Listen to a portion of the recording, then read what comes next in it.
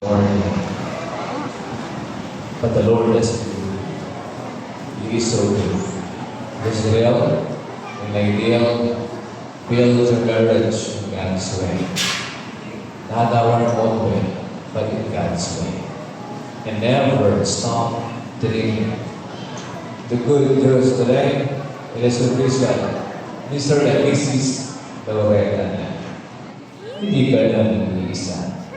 Dalawa na kayo susuot sa panibagong journey ng buhay. Your parents, they know there are hardships. Your ninong and ninans, they know it is not a linear process. However, you have to persevere. You need to. You should. And when you work together, you will accomplish more. When you build up one another, you heal each other. Ilang araw po mula ngayon, babalik na po ibang bansa sa ideal.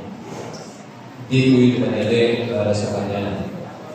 It is not easy for Israel as well. However, we are looking forward that one day you will see together. We'll spend time together, enjoy life together, and travel together. Israel, an ideal. Congratulations for your beautiful wedding. Indeed, there is a dream wedding with your loved ones. We pray after today, you would also desire beautiful marriage as well. A marriage not just for personal happiness, but also for the glory of God, as you fulfill your duties or responsibilities as husband and wife. You can give without love, but you cannot love without giving. Congratulations, best wishes, and a blessed new year, Mr. and Mrs. Loretta. Magharap na po kayong dalawa, maghawa ka ng kamay.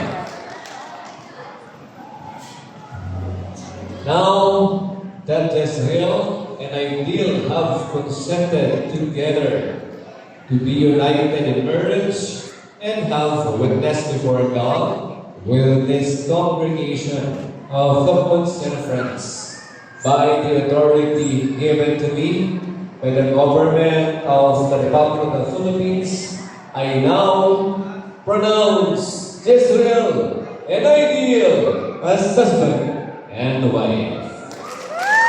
May I request everyone to stand please.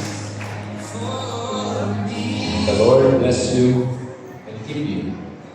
The Lord make His face to shine on you, be gracious to you, and give you peace.